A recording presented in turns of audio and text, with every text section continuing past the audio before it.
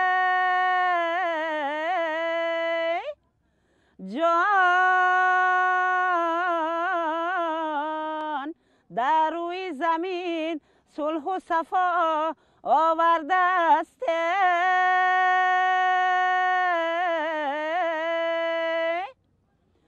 جان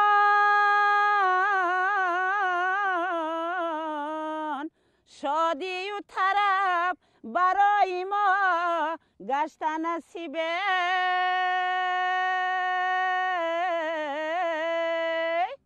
جان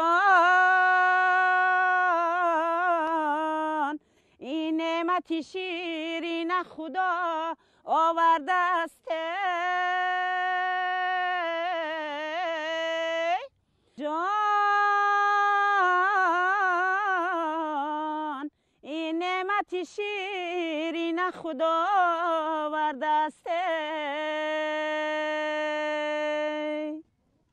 وقتی که بهار نزدیک می شود میبریم طوری کودا میریم این طری یگون پلاس هم میبریم میپرتویم کلنو قطی با سمنک تیار میکنم با همسایه‌ام فایرود میکنم بعد چنگولی میگن مسکه توزه را میکشم بعد چنگولی میکنم همسایه‌ام فایرم کلنو خیلی خواهرچم نزدیکه هر کدوم بعد با گودکورا جیدو میتونم ایشاده بعد خود بخمون میشینیم بعد میخریم هم تورده بعد کم کم بایشون میگم درم طوری تیپای خونم. خوراک‌های عنعنوی نوروزی اصلا غذاهایند که از غله پخته می‌شوند. در ناحیه فرخار از گندم کوفته، نخود، لوبیا و بعضاً گیاهای خوش‌طعم به مانند ریحان، پیاز و غیره دلده می‌پزند که آن را در دیگر منطقه‌ها گندم کوچه، کشک، بوچ کوچه، آش کوچه و غیره می‌نامند. خوراک‌های گندمی رمز فراوانی سال نو و غذای سالم را ifade می‌کند.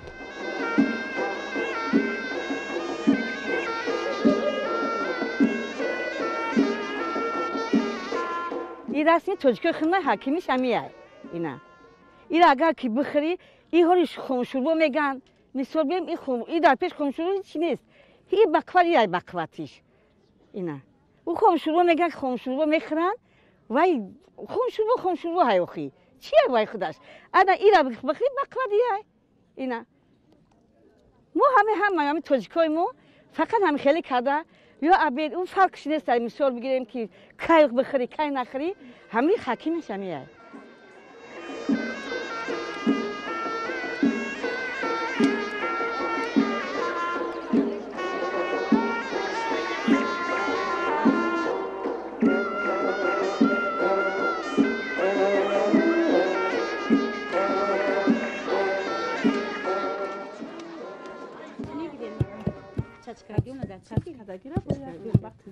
شام به خانه خاله سفرگل رفتیم. او همراه همسایه ها در روی اولی به کوفتن گندم مشغول بودند. از نقلشان زنهای این محل همه ساله در عرفه نوروز در یکی از خانه ها دلده آماده می کنند. این سال نوبت به او رسید.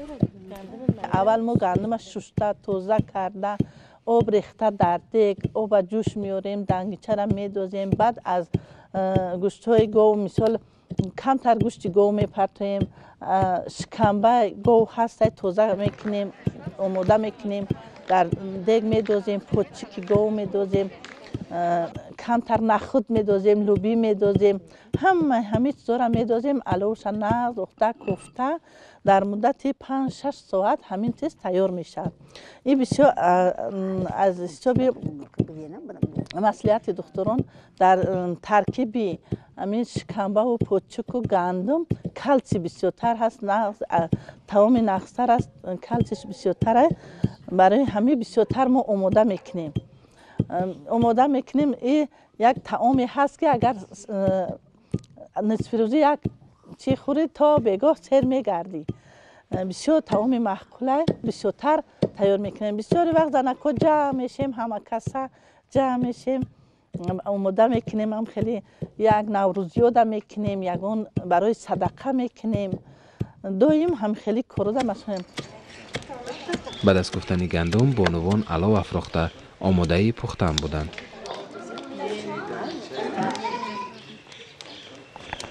اوه میریزیم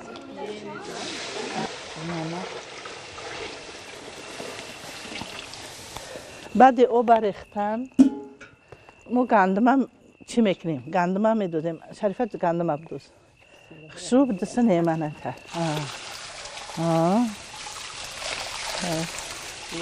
گندم میدوزیم بیار گندم میدوزیم تا آخر گندم میکنیم کالوزم خیلی کم کم میکنیم که نچسبد برای که دیگ جوشه نچسبد بیو بعد شکمبه را میدوزیم شکمبه را وقتی که انداختیم بعد شکمبه پوچکوی گوه میدوزیم پوچکوی گوه میدوزیم بعد پوچکو را دوختن علاوه نخسرک درد میتیمو بعد نخته میدوزیم نه نگاه کنه انم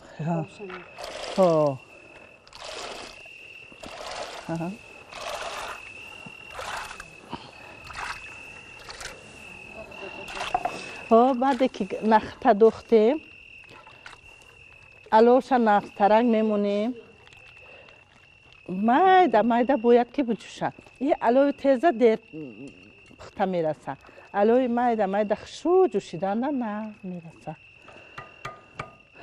بدوز لوبی رام دوز نه ها لوبی امیرا دیتر هیچی نه خیلی نیم شب دوز میشه منم خیلی کوفتم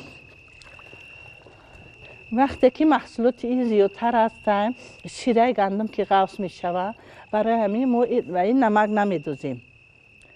نمیدوزیم که تگ دیگ میچسبد برای همین تا قریب پخته رسیدنش نمک نمیدوزیم تیز میکنیم وقتی که قریب پخت بعد نمک میاندازیم همین طریق زنان خاطرجمع میانی هم هزل و شوخی نموده هر یکی با نوبت دلده رو تا وقت سحر میکوفتند.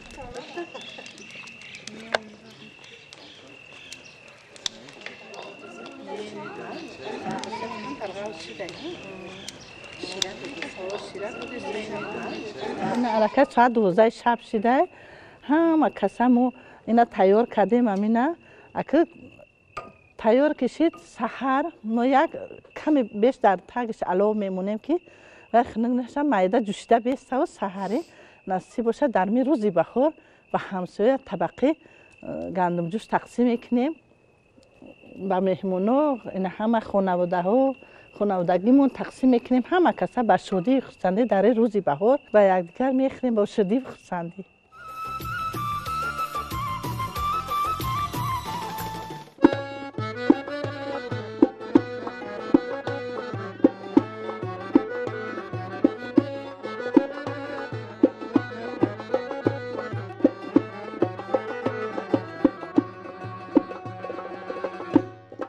رقص عزیزان نوروز آمد رقص عزیزان نوروز آمد نوروز چو صبحی فیروز آمد نوروز چو صبحی فیروز آمد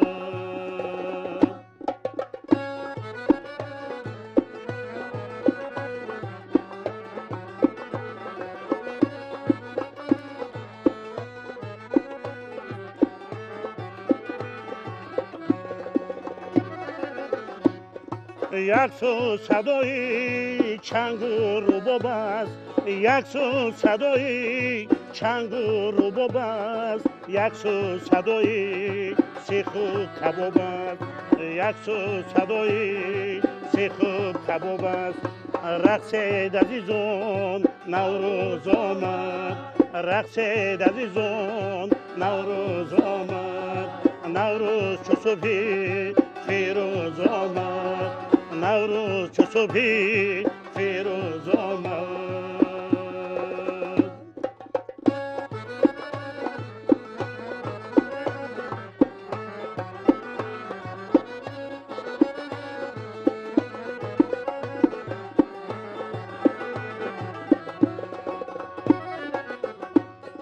گل از رخ گل میبوسد شب گل از رخ گل میبوسد شب چو در بهاران شاخ نهالان چو در بهاران شوخی نهالون رقص دویزون نوروز آمد رقص دویزون نوروز آمد نوروز چو صبحی پیروز آمد نوروز چو صبحی پیروز آمد نوروز چو صبحی پیروز آمد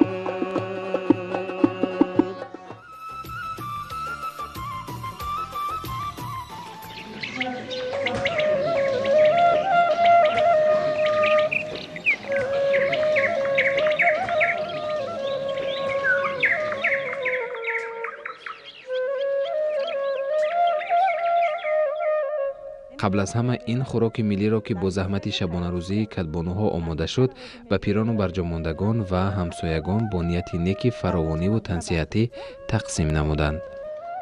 بپا چمنگله بر اینا خسرو مای همه دونوش پخته اینا خسرو شیره داده بیا اینا انا بیا که خودت برای همسایه را بر گل جاون دا بر زن جمع بوی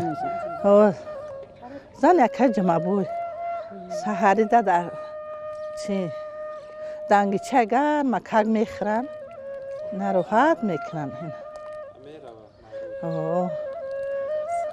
خودت با همسایه دیگری دا اوچه اپای سفرگل ده خودت اپای سفرگل ده بر اینه او طبقتون زندم انا اپای ممگل خودت بکر رحمون قل ابر با مردک اختبر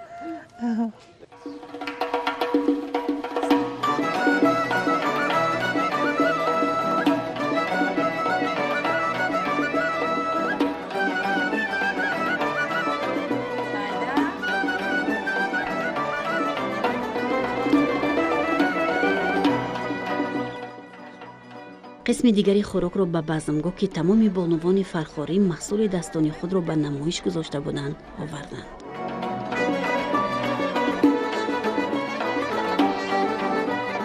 جز این گرمه جز آشی بوده گرم نیسته برای که وای کوچه بسیار میزنیم کوچه هموده برای نمکه آشی بریدش میگن اونم مثل کوچهش بسیار میزنیم کوچه که وای بسیار که زدی این خیبوده بعد وای خونکش بسیار میشود این توپه میگیم بو این اوتلا توپه انا او گرمه برای که کوچه او کم زدگیه برای نمکه همه دا این دنگچه حکیم شمیه در نوروزی مو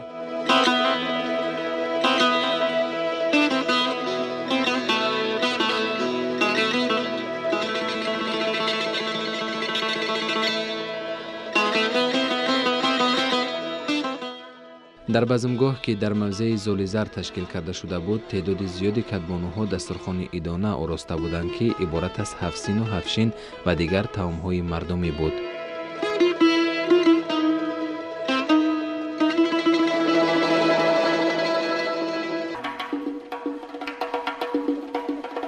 پختن گندم کوچه و آشی بریده، آماچ و دیگر خوراک‌های ملی از فراوانی و مهنت‌دوستی مردم محل درک می‌داد.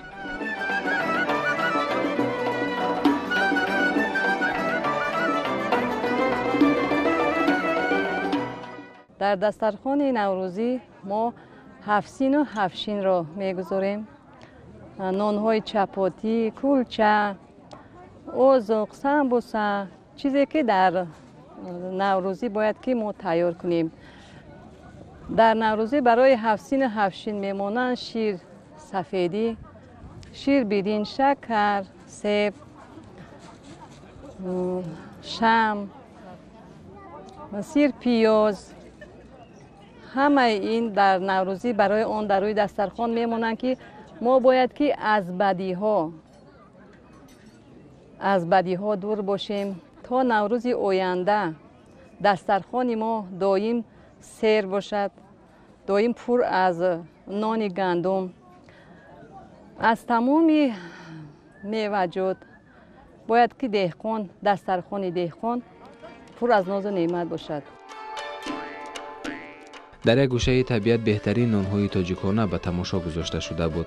از گفتار بانوان همه این از ارد گندمی که با مهنت حلال بابای دهقان به دست آورده شده است تهیه گردیده است.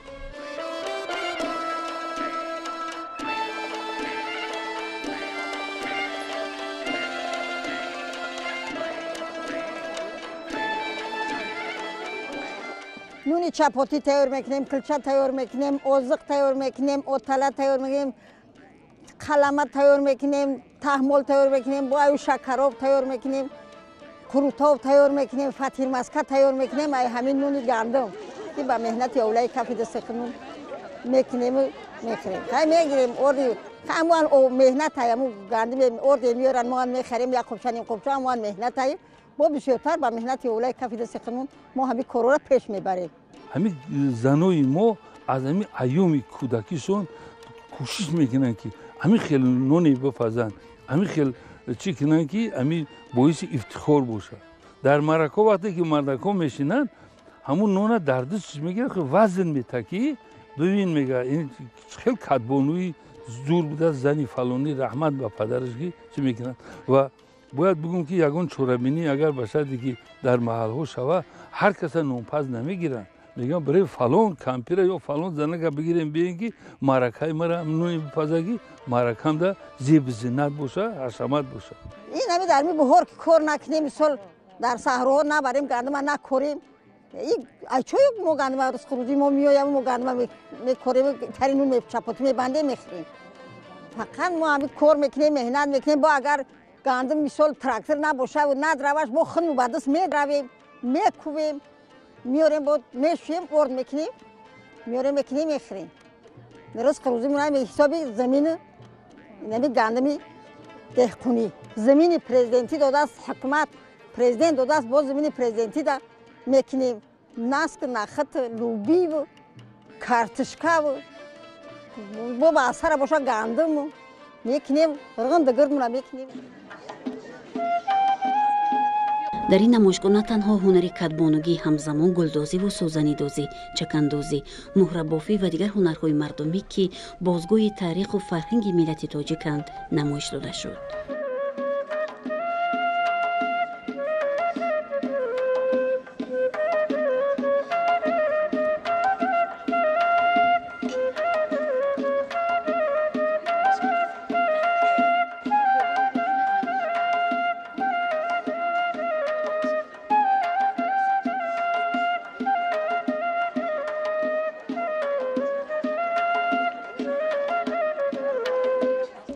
فرخاری باستانی با هنرمندان خود خیلی میفخرند.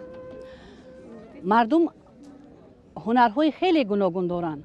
هم کندکاری، هم چوبکاری، هم هنرهای زردوزی و هم هنرهای دوختن گلدوزی و همچنین مهره‌کشی، عموما آهنگری و دیگر هنرهایی که مشکلات مردم را آسان میگرداند. خیلی این هنرمندان زیاد هستند. در حقیقت دهه‌هایی که هنرمندان زیاد دارند مشکلات مردم در آنجا آسان حل می‌گردد. یعنی آنها هنرمندان می‌توانند که مشکلات مردم را با آسانی حل کنند و همچنین هنر معرفی‌گر هر دولت و ملت است. ما می‌توانیم در سطح جهانی با چکن خود، با گلدوزی‌های خود، با قلاهای خود ملت تاجیک را معرفی نماییم. مثلا چکن امروزه ما میخواهیم نمیخواهیم در عرصه جهانی مشهور میشود. وقتی که موضوعنا ببینین با لباسی ما bayrak تاجیکستان در دستش گرفته وقتی که در المپیاد رفت ببین حشمت همون تا امروز هم هر کسی که در گوشه دنیا در جایی که اگر تاجیک باشه و اگر ببینه همونجا افتخار میکنه که ببین این و همین موضوعنا با همین bayrak برداشتگیش با همین لباس پوشیدگیش ببینید که bayrak تاجیکستان در عرصه جهانی برداشت. من شخصا گرچه که ما سین سالمون هم رفته باشد لیکن من همین میخوام که همین جوانای ما دیگه چی نباشن ترغیب بیگانه را نکنن. دویم کوشش کنن که همین اون چی که ما داریم با زمان همه را باید که پیش ببره. پیش من چند نمودی رفیده ها ایستاده است که اصلا زنان بیشتر به این کار سر کار دارند. من با این رفیده کلچه های مخصوص میپزند، خوردکک میپزند. با این میتوانند فطیر پزند، فطیر هایی که با این قرطاب فطیر مسکه تیار میکنند، با همین میپزند. من با این کلچه های کلون عروسی با هر دو هم میتوانند که کلچه های کلون عروسی پزند. همچنین از این هم کلانتر نان های چپاتی میپزند، خب نان های کلون گندمی میپزند. بیشتر در نوروز مردم ما با سمنک های خود تیاری میبینند. هنوز 10-20 روز پیش گندم میمونند، گندم رو آب میزنند تو پیشتر همون نش زند ثبت شود، شیره دهد و گندم خیلی خوش لذت می شود. و روز با اومدن نوروزی در روزهای عید نوروزی سمنک تیار میکنند. بهترین خصلت همین بود که در اینجا همین غالب معلوم میشد. یعنی غالب نوروزی کی بود؟ یک پسر یا دخترای زیبا که در همون هنرهای خودشون نشون میدادن، دو زندگیشون نشون میدادن، یا اینکه شیرازی پوچه میبافتن، یا اینکه دیگه چی میکردن، همون را کمپیرو میدیدن، میگفتن که انا امروز در این نوروز همین دختر فلانی از همه ده خشروتر، از همه ده بهتر دخت است. و بچه هم در گوشتین یا که در چلیک دنگل، خیلی چلیک دنگل میدونن که زو میدوندن. زو میدوندن کسی که قولی میبرومد همون را یکون توفه میدادن.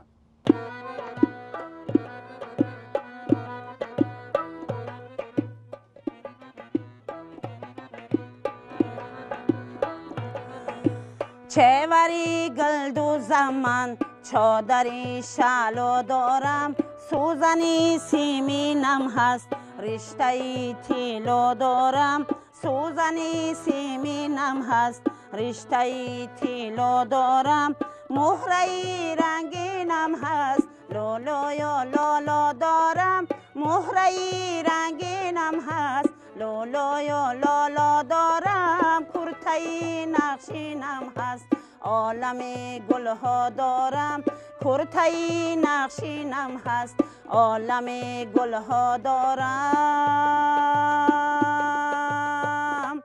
اه قلم زنم برای الوان، آها چرا کشاید مهیتابان، اه گل کند دفتر به شبستان، آها شول زند شمع میرخشان، اه برقی هد ابر بهاران، آها لال شود قطره باران، اه خندک و خورشید درخشان، آها مار زند لاله و ریحان. چهوری گلدوزم چهوری گلدوزم چهوری گلدوزم من، ای دل نامه در این نقشی چکن دوختمه، ای دنیا دنیا چمن چمن دوختمه،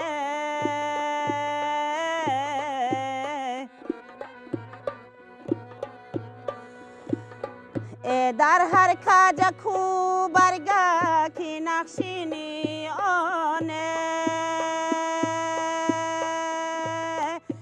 من قصه عشقی مردو زندوختمه،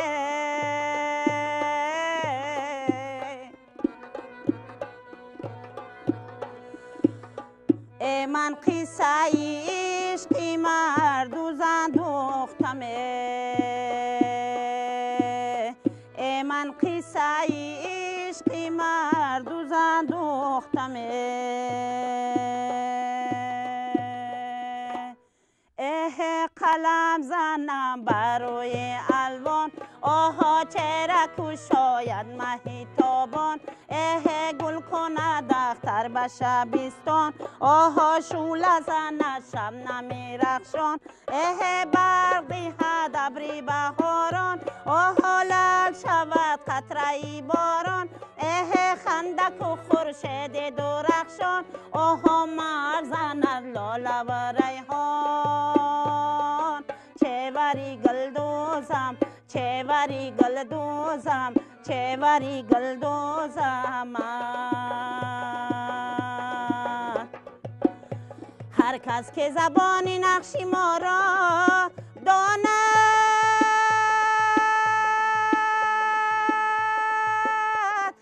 سرمشقی مصوری و فراخواند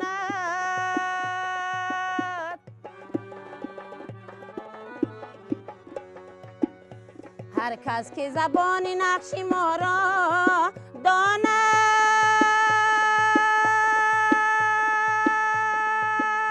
سرمشقی مصوری و فراخواند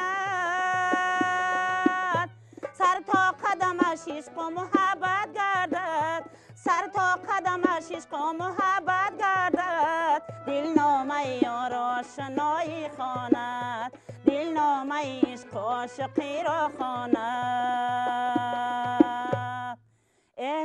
قلم زنم برای الوان آها چرا کوشاید مهی تابان گل کند اختر به شبستان آها شوله زند شبنم رخشان برق دهد ابر بهاران آها لال شود قطره باران خندق و خورشید درخشان آها مر زند لاله و ریحان چه وری گل دوزم چه وری گل دوزم چه وری گل دوزم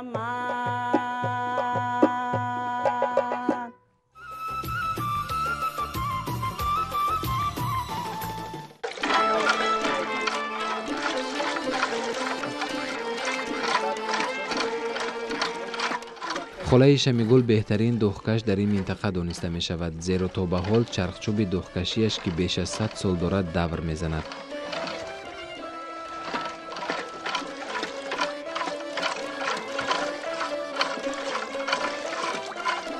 هنگامی که ما به خانه این پیرزن نورانی رفتیم او مشغول کار بود. ضمن صحبت ابراز داشت که امروز قریب مردم از این هنری اجدادی کم استفاده می برند.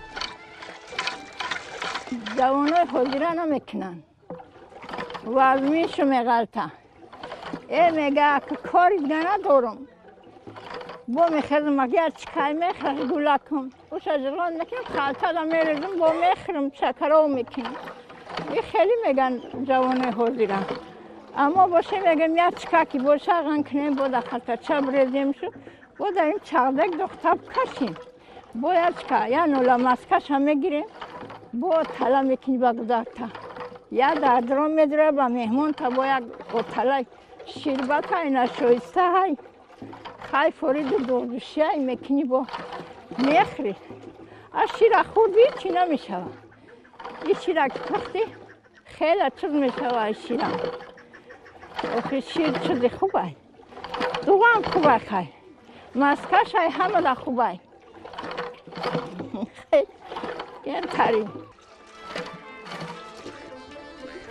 این عمل رو آنها تخمینا 1 ساعت به توقف دوام دادند.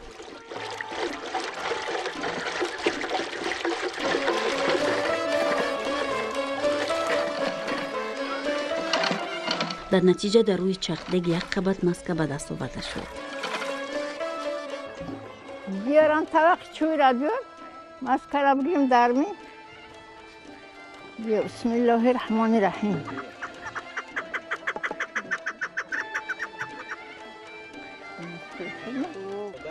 اون چی که دوغی که اوچمون میکرد مومومون میکرد او وابسته با همون مونی کردنش بود یعنی همون شیر چهل مونی میکردن همون کمپیرو که وقتی که یگون کس میوارد میدون که این قایماقه وقتی نمو دوغا کشیدیم شلپر نشده مسکه شای نکره سوندیم میگیریم مسکه را که گرفتیم با مسکه را میشیم با آوی خنک خشروش صاف میکنیم تازه میکنیم مسکه را خی در کار شد مهمان یافتی با در پیش مهمان میمونی نشید با مهمانی یک فاتیره که جوش میکنی در کورشت فاتیر مسکن میکنی و میاری میمونی در پیشک میمونت خطی گلکات میخری جونن میدمه.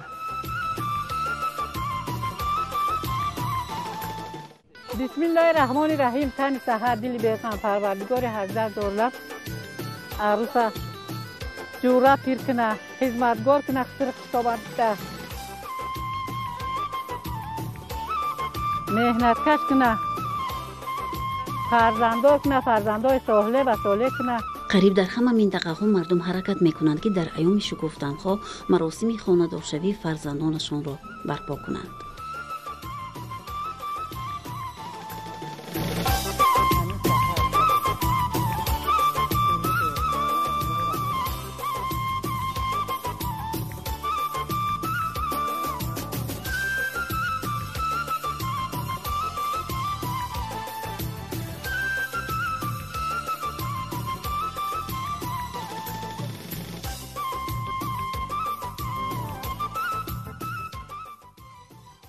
بهار خودش دوره بیداریه، دوره احیای همه چیزه و همین ما هم ارگانیزمون در همون دوره همین نوروز اثر بیدار میشود و ذوق هوس هم زیادتر میشود.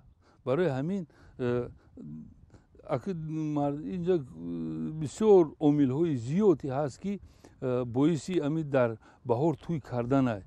به خاطر چی؟ به خاطر اونکه روزها درازتر می شوند، روزها گرمتر می شوند، در همه جا گل و درختات می شکوفند و این یک حشمت، یک زیبایی دیگه در همون توی میته. گل عروسک شیدای دختری من میروی دختری مو پیکری من. گل عروسک شیدای دختری من میروی دختری مو پیکری من.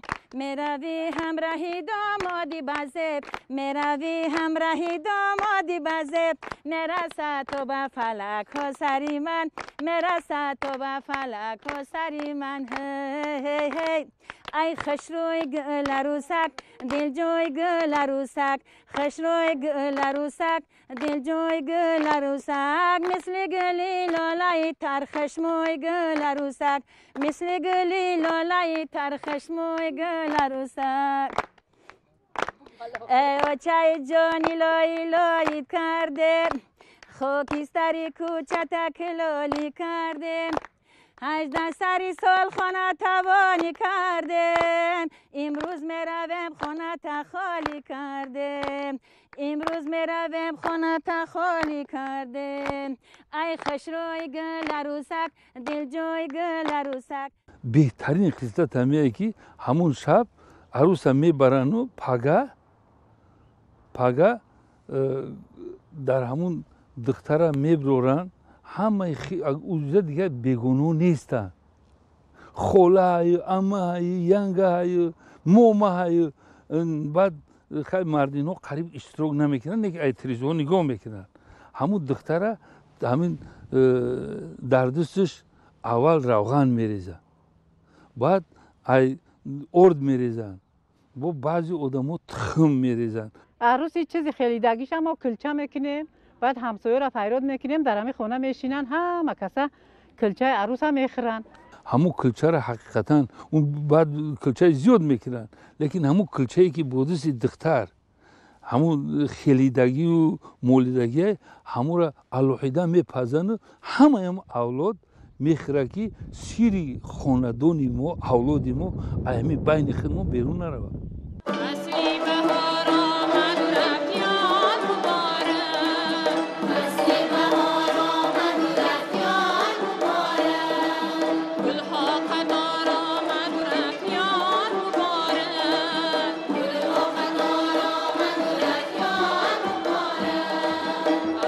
همین طریق شادی و سرور و بزم و نشاطی ساکنان ناحیه فرخار دیرباز ادامه کرد. مردم با روحیه ایدانه این جشن باستانی آریایی تباران، جشن اجدادی تاجیکان نوروز که با رنگ و بوی تازه به کشور تاجیکان باز قدم گذاشت، میان طبیعت افسونکار رقص و ترانه‌خوانی می‌نمودند.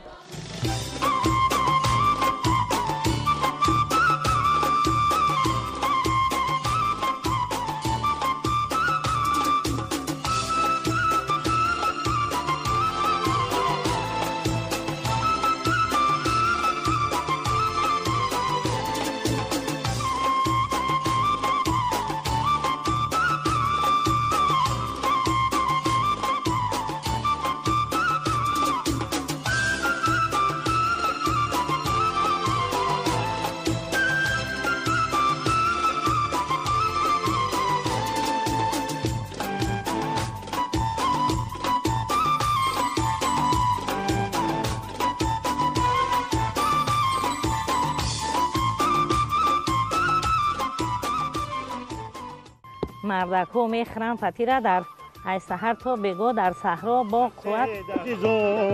نوروز آمد.